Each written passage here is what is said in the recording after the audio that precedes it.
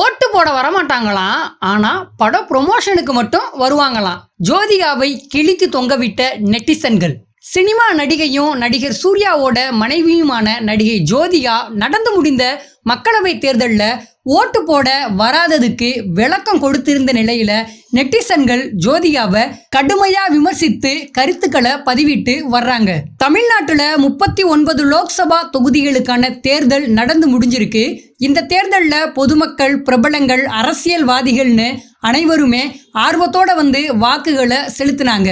நடிகர் ரஜினிகாந்த் முதல் சிவகார்த்திகேயன் வர பலரும் படப்பிடிப்பை ரத்து செஞ்சுட்டு வாக்களிச்சாங்க. நடிகர் சூர்யா, அவருடைய சகோதரர் கார்த்தி, தந்தை சிவகுமாரும் வாக்களிச்சாங்க. ஆனா சூர்யாவோட மனைவி நடிகை ஜோதிகா ஓட்டு போட வரல. அந்த நேரத்துல நடிகை ஜோதிகா நேபாளத்துக்கு சுற்றுலா செல்லும் வீடியோ அவரோட இன்ஸ்டாகிராம் பக்கத்துல வெளியாச்சு.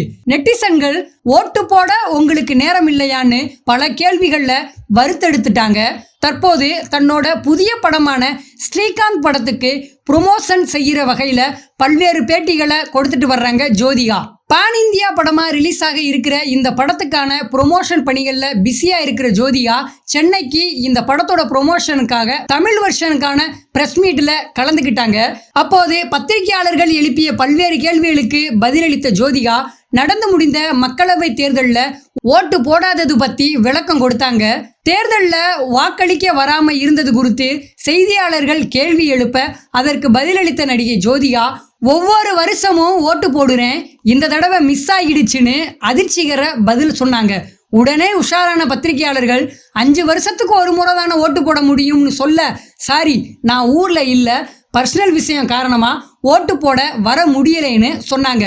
நான் பல தேர்தல்களில் தொடர்ந்து வாக்களிச்சுக்கிட்டு வர்றேன். ஆனால் சில நேரங்களில் வேலைக்காக வெளியில் போகிறதுனால ஓட்டு போட முடிவதில்லை.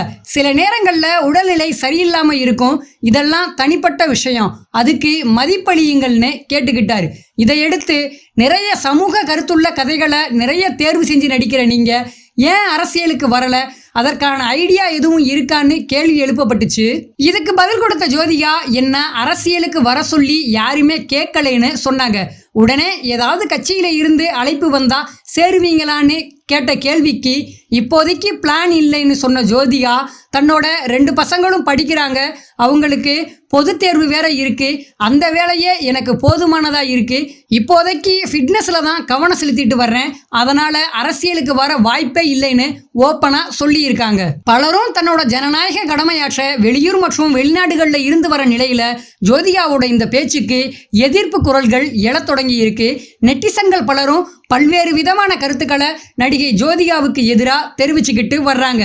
இது குறித்து பதிவிட்ட நெட்டிசன் ஒருவர், தேர்தல் ஓட்ட பிக் பாஸ் ஓட்டுன்னு நினைச்சிட்டாங்க போல, வருஷம் ஓட்டு போடுமா, இந்த தற்கூரிக்கெல்லாம் ஃபயர்லாம் விட்டானுங்கன்னு சொல்லி இருக்காரு. மற்றொருவர் வெளியிட்டுள்ள பதிவில், 2005 ஆன்லைன் வாக்களிப்பை பயன்படுத்திய உலகின் முதல் நாடு எஸ்டோனியா எந்த நாட்டில் ஓட்டு போட்டதுன்னு தெரியாம ஜோதிகா சூர்யா ரசிகர்கள் குழப்பம்னு சொல்லி இருக்காரு. அதே போல நடிகை ஜோதிகாவோட பேச்சு குறித்து காமெடியா கருத்து தெரிவித்த நெட்டிசன் ஒருத்தவர், இந்த அம்மா ட்விட்டர்ல நடத்துற ஓட்டுன்னு நினைச்சிட்டாங்க, கேள்வியே தெரியல, அப்புறம் பதில் எப்படின்னு நகைச்சுவையா பதிவிட்டிருக்காரு. மற்றொரு நெட்டிசன், இந்த பத்திரிகையாளர் சந்திப்புக்கு செலவழிச்ச பணத்துல எத்தனை குழந்தைகளை படிக்க உதவி செஞ்சிருக்கலாம்னு கலாச்சிருக்காங்க. நடிகை ஜோதிகாவோட இந்த கருத்து சமூக வலைத்தளங்கள்ல வைரலாகி பெரும் விவாதத்தை கிளப்பி இருக்கு.